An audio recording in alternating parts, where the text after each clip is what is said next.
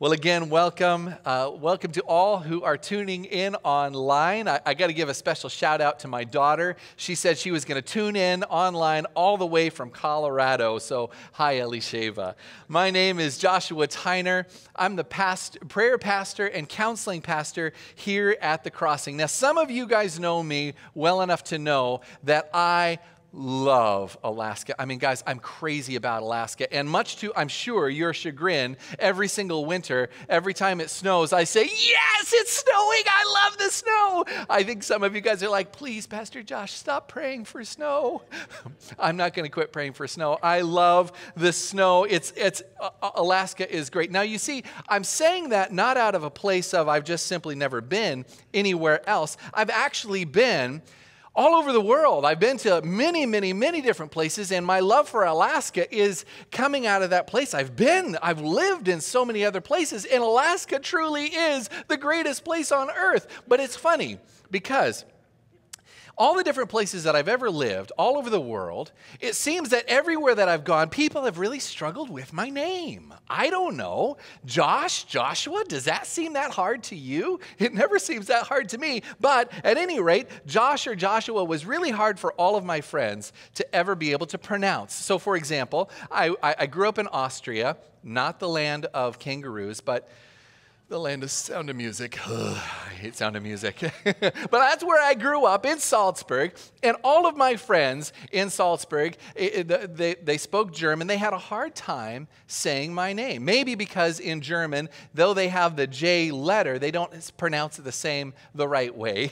Sorry. They don't say it like we say it in English, right? So they don't say J. They actually say it like a yo, right? So my name, Josh, quickly became Yosh or Yoshi. So in Austria, you can call me Yoshi. Well, then my wife and I moved to Russia. And people had a hard time saying my name in Russian. And so my name kind of morphed from being Josh to Sash, which of course is short for Sasha and short for Alexander. I don't know how they made that switch, but in Russia, you could call me Sash, Sasha, or Alexander. And then we moved to Azerbaijan, and guess what language is not in the Azeri language? Or rather, what letter is not the Azeri language?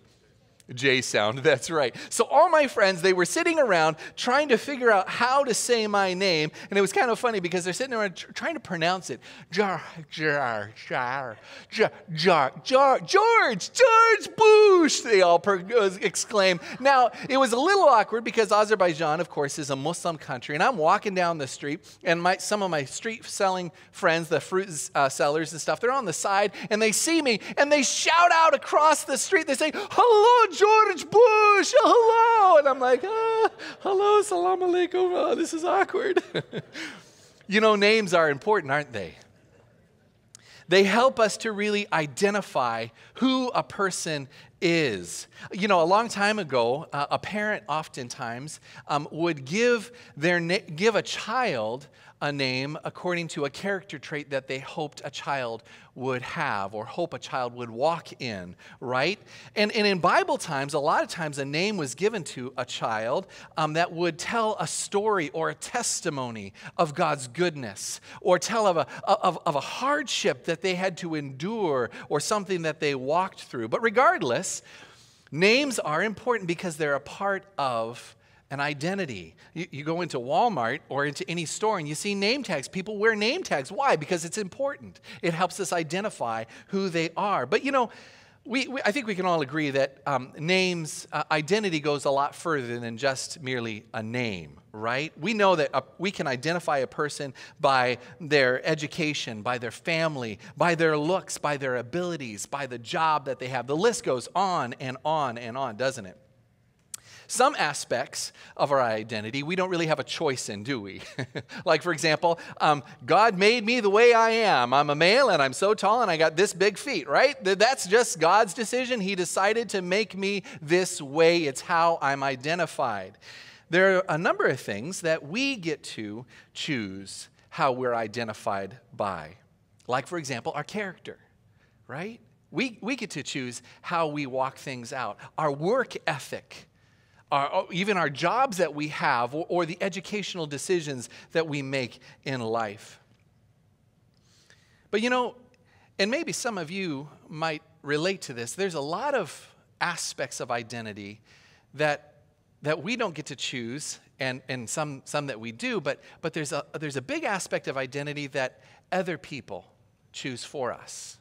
They can speak identity over us. They'll say things like, oh, you're beautiful, you're wonderful, you're amazing, you're smart. I remember as a kid, because this makes a big impact in our life, doesn't it? I remember one time as a kid, we were playing at the playground, and from across the playground, I hear this other little kid shout to me, hey, strong kid over there, I need your help. Well, he said that because I was actually the only one on the playground that day that was able to go all the way down the monkey bars and back again without falling off. And that made me a strong man. And you know what? That kid identified me and called me a strong man. Therefore, I identified myself as a strong man. And you know, the people around us, for better or worse, they have great power through the words that they say, or sometimes the actions that they live towards us. They have power to help us identify ourselves as who we are. Well, when I was in elementary school in Milford, Kansas, I know some of you guys know where Kansas is, where maybe Milford, Kansas is. I was actually born in Kansas. I grew up there for a little while, and then we moved to Austria as missionaries. But in Milford, Kansas, I went to a public elementary school there.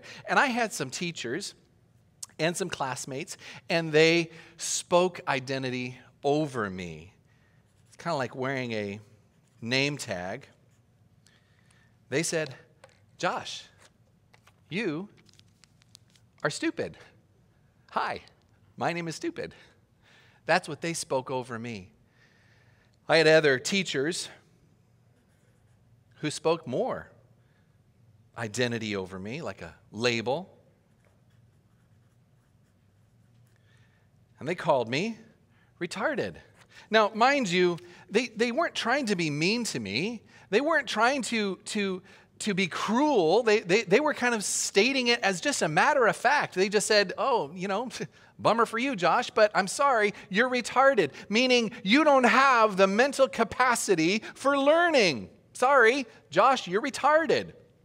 And of course, the identifying labels kept coming. I had teachers call me slow. I had some students who called me dumb.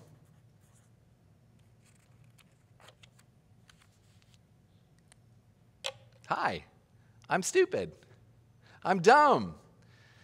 And that's what my teachers and the other students, they started to tell me. Now, the teachers even went so far not only to call me those things, and my fellow classmates, they went so far as not only to call me those things, but they also went to my parents and they said, hey, listen, Mr. and Mrs. Tyner, we're really sorry. Your son is slow, he's stupid, he's retarded, whatever, but we think that it would be best if he went to a special class for the slow kids, or maybe even a special school for the retarded kids. Now, I heard all of that. Not only did the teachers say that to me, but I heard them telling my parents those things. And not only did I wear these, I actually started to believe them for myself. I remember one night in Kansas. Now, Kansas is still known for some pretty impressive storms, a lot of thunderstorms and lightning. And I was laying in bed one night, listening to the thunder and seeing the lightning, but it wasn't the storm that was keeping me awake. I was laying in bed and I was crying and I was praying to God. And here was my question. I said, God, why did you make me so stupid? Why did you mess up on me? Lord, why did you make me like I am? Now, thankfully, I have some absolutely amazing parents who did not believe for a minute that God made a mistake with me. And they took me out of public school and they actually homeschooled me. Now, during that homeschooling time, that was foundational in my life.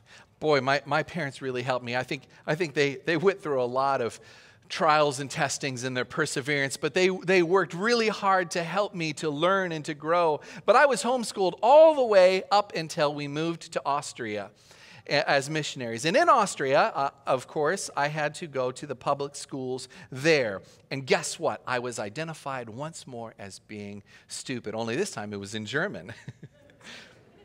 Yep. I'm a Dummkopf. Ich bin ein Idiot. Ich bin zurückgeblieben. I'm also very blöd. That's who I am, right? Now, I was stupid in 2 languages. I remember once going with my parents to an educational specialist whose specialty was specifically helping kids who were slow, stupid, retarded, helping them to be able to learn. And I sat down with her for hours doing all of these tests. And after a whole bunch of tests, she sat me along with my parents down, and she looked at my parents and she said, listen, I'm really sorry about this, but I got to be honest with you. Josh will never go to college. He could never succeed there. In fact, it would be a travesty to send him to college because he would simply fail. It'd be much better, in fact, if you just got him a job doing something with his hands. Keep him out of the educational world. Just help him to get by, and I don't know, just find a job that he will be able to do something with his hands. Now, of course, I sat there and I heard a lot of that, and that sunk deep. And it cemented some of these labels that I wore all the time, right? But it was a little bit funny. There was something that she was kind of shocked by that she actually told my parents at the end. She said, Mr. and Mrs. Tyner, I just got to ask this question because this doesn't make sense to me. How is it that Josh is even able to read? With his mental capacity, he should not even be able to read anything. So this doesn't make sense to me. Now I've got to tell you, granted, reading does not come easy for me. It is difficult, but through a lot of patience and perseverance, as I said earlier, my parents did help me not only overcome some of my reading challenges, but now I have a great love for reading, and they helped instill within me a great love for books and for reading. But despite how shocked that specialist was that I was even able to read, guess what? I was not encouraged. I wasn't encouraged by that little information. You see, I'd gone year after year after year of hearing people and seeing labels and having people tell me, Josh, you're stupid, you're dumb, you're disabled. Now, of course, my parents always encouraged me the other direction, saying to me, God made you perfectly the way that you are. He didn't make a mistake with you. They always, of course, encouraged me to do those things that other people said that I couldn't do. But despite the amazing love that my parents always lavished on me, I still looked down at all these labels that the world around me had given me, and I started to believe the labels myself. I am stupid. I am dumb. I can't do anything. As you might imagine, when I entered into high school, I started using these labels as an excuse for not trying hard. Any of you with me? I started using these labels as an excuse for not working hard to learn. Oh, math? Oh, yeah, no, sorry. Look right here. Can't do it. Too stupid. Language and language arts? Yep, nope, too dumb. Not for me. Now, I can stand before you today only by God's grace, saying that I actually did, much I'm sure to the shock of that educational specialist, I actually did graduate from the Austrian high school system. But not only did I graduate from the Austrian high school system, I went back and had to regraduate. I graduated twice from the American high school system as well. And I'm sure that educational specialist would be like, wait, you graduated twice from high school? How did you do that? And I'm sure that educational specialist would have been utterly dismayed to hear that my parents did, in fact, encourage me to go to college. So at 17, I left Austria, and I went to college in Minnesota. Before I left, however, my parents sat me down and they gave me some really good wisdom. And for some of you younger people, this is good wisdom. So hear this now, that if you don't understand something in class, go to your professor and ask for help. That's a great piece of wisdom that my parents told me. So I got to college. Week 1, I remember I hit up all my professors. One professor in particular, Professor Tony Hedrick. I'd arranged to have a special meeting with him because I wanted to explain to him that I was not going to do well in his class. I mean, look at the labels. Hello, Professor Hedrick, I'm stupid. I'm not going to do good in your class, but I'd appreciate any help that you give me. Now, I started to tell him all this, and of course, he kind he kind of chuckled a little bit, and then he stopped me and he said, Josh, can I ask you a question? And do you know that he voiced the same question that I had asked all those years ago in Kansas during that storm? He said, Josh, do you think that God messed up with you when he made you? Now, of course, I knew the right theological answer. Well, no, God didn't make a mistake with me. He didn't mess up with me, I responded. And he said, yeah, you're right. God did not make a mistake with you. He does not make mistakes. God is incapable of making mistakes. And he went on to say something that was so profound to me. And he said this, so, Josh, so what? You may not be the most intellectual, the most intelligent guy in the room. The question, Josh, is not your intellect, how stupid or how smart you are. The question is not that. The question is, how surrendered are you? Are you surrendered, Josh? Are you willing to give God your all, no matter how small you think it is? Through this conversation, and at many others like it at college, the Lord started to do something, and I started to take off some of the labels that I've been carrying. And I started to believe something at a heart level that, you know what, God did not make a mistake with me. He didn't make me stupid or dumb or make me a Dummkopf. He didn't make me retarded. But you know, let me tell you what didn't happen. As each of these labels came off in my life, this is what I did not say. As I took them off, I did not take this label off and look at the people that called me stupid and say, ha, you see? You all thought I was stupid, but guess what? I'm not. I'm really this amazing genius. I did not say that. You see, as the labels came off, I started to look at myself and I said, you know what? I'm really actually not that smart. Now, please understand me because I share my testimony often. And at this point of the testimony, people always say, no, Josh, no, you really are smart. And I say, no, really? I'm not that smart. Now, please understand, that's not false humility. I truly am not the sharpest cookie in the knife drawer. Math still evades me. I got to use my fingers, folks, for 6 + 7. Let's not talk about fractions. I can't do fractions on my fingers. I am not that smart. Now, I do understand that God never made a mistake with me. He never did. God never made me stupid and dumb, but the reality is I'm really, truly not the most intellectual guy. I am, on my own, I am weak and slow and mathematically challenged. But you see, my college professor, he was right. You see, the question was not, it was never how intellectually superior I am, but rather how surrendered I am. And you see, this same question applies to each and every one of you. It's not how super you have identified yourself as being, or rather, others have identified you as being, or how unsuper others have identified you as being. The question is, how surrendered are you? As I said before, I've truly learned that I'm not that powerful or intellectual.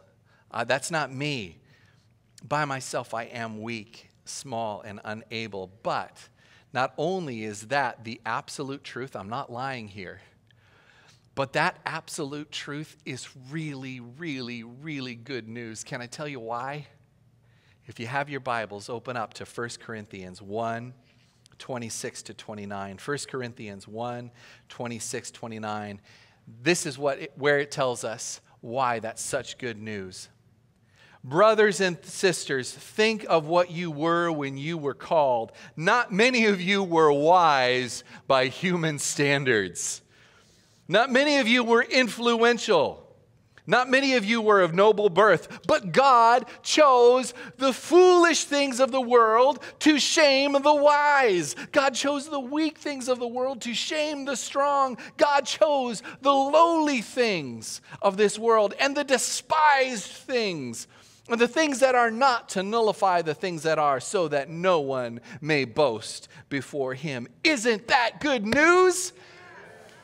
It is good news. that God delights in taking a small little kid that the world had identified and labeled as being weak and stupid and dumb, and God looks at him and he says, yes, I can use that.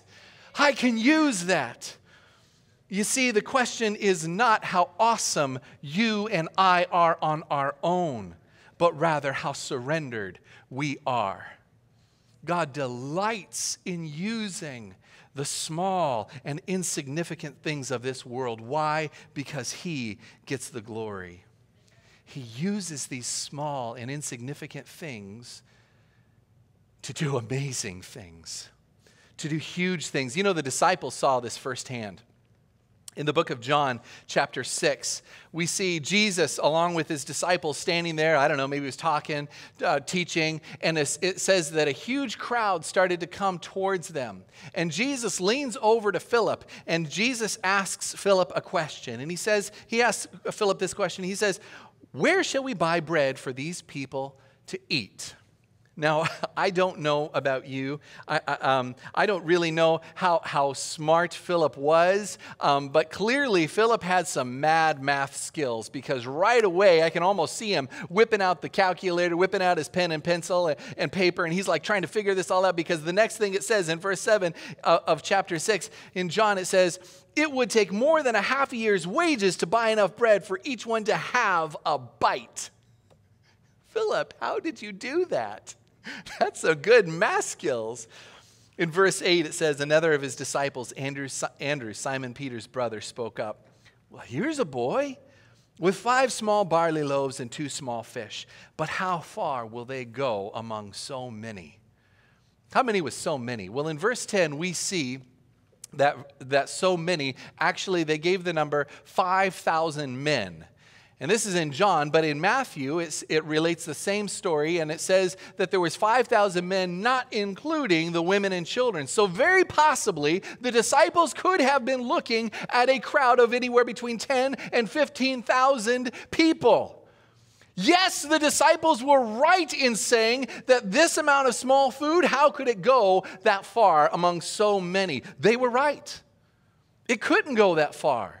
That food on its own, not in a million years, could have ever fed all of those people. But what happened? Jesus, he took that small amount of bread and fish, that amount of food that on its own could never have fed all those people. He took that. What does the scripture say? It says he gave thanks and he broke it. And he multiplied it to feed this huge crowd. Do you know that he wants to do the same with you and with me? You see, it's not how much we have on our own to offer God. We're really not. I mean, listen to me, friends. We on our own, we are really not that amazing and powerful and strong and superior. But if we surrender all that we are and we say, God, here I am in my smallness. Take me in my smallness. Take me in my weakness. Use me, Lord. I surrender everything in my life to you. Use me. And what does he do? He takes us, breaks us, and uses us to feed the multitudes. 2 Corinthians chapter 12, verse 9 says this, but he said to me, my grace is sufficient for you. My power is made perfect in weakness. Therefore, I will boast all the more gladly about my weakness, so that Christ's power may rest on me. That is why, for Christ's sake, I delight in weakness. I delight in weakness, in insults, in hardships, in persecutions, in difficulties. For when I am weak, then I am strong. Have you come here today looking at all the labels that maybe the world has placed on you? Have you come here today thinking, there's some negative labels on me? Maybe there's some positive labels too. But, you know, if you were to take off all the labels, maybe you would say, you know what, I'm not that strong. I actually do feel small and insignificant. I feel like I have nothing to offer God. I'm not smart. I'm not creative. I'm not good with my hands. I have no talents. I can't learn languages. I can't do math. Yep, I know the feeling. But you see, when God looks at us, he says, yes, I want to use you. You are good enough for me to use. Why? Because even though you are not good, you're not good, you don't have enough power on your own, God does. He says, I can use that because I am so awesome. You may not be, I know that, but I am. Isn't that good news? You see, for the question for some of you here is, are you willing to give God all that you are, even if the reality is it's just 5 small pieces of bread and 2 small fish?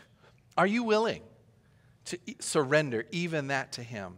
Simply saying, God, here I am. Take me, break me, use me.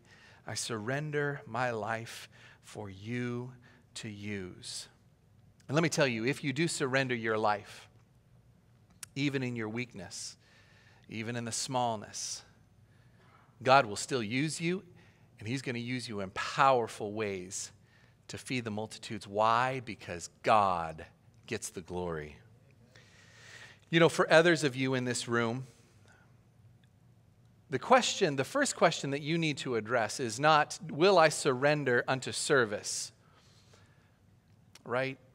Some of you are addressing that question. I'm already saved, but I need to surrender to be used by God. I need to surrender my everything. But for others of you, the first question is not the question of surrendering unto service, but surrendering unto salvation. You know, if we were in Austria right now, I would look at you and I would say, Jesus liebt dich.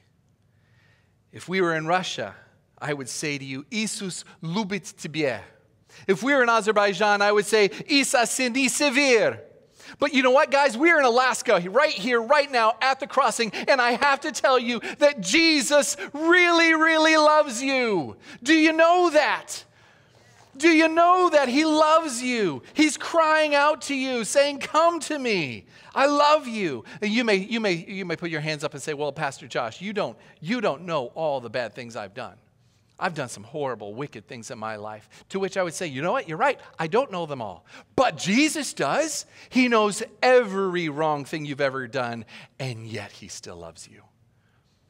He still loves you despite all of the wrongs that you've ever done. He loves you. You may pull your hands up again and say, yeah, but hold on, Pastor Josh, I'm a nobody. I'm not that important. I'm not smart. I don't know why. Why would Jesus even desire me? But that's just it.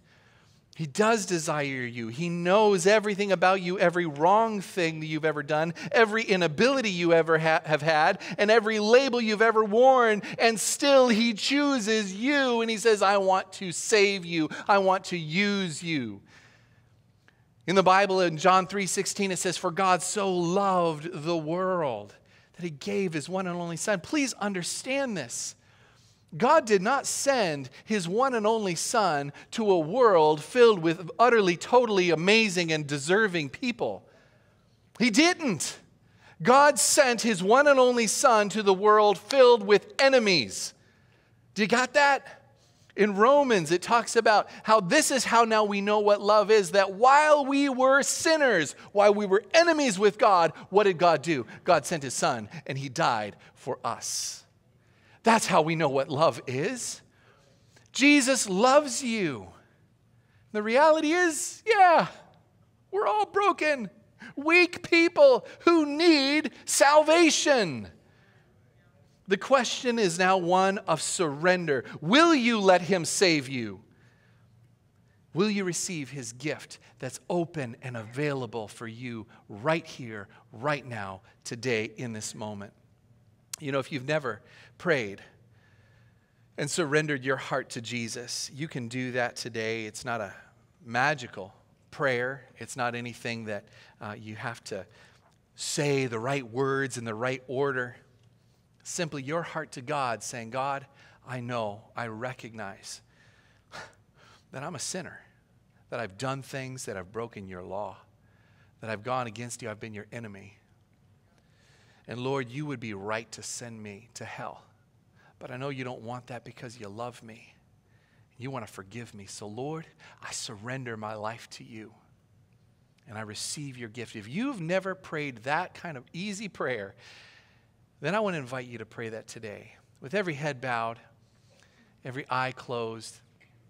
If you've never prayed that prayer, then you can pray something either in your heart or something like this. Lord Jesus, I know that I am a sinner and I need salvation. Lord, I know that I've done things that have broken your law, but Jesus, I know that you love me. And so Jesus, right now, I surrender my life to you. And I ask you, Lord, for you to come in and be my king, be the boss of me. I surrender, I give you my life, and I ask you to save me. Thank you, Lord. With every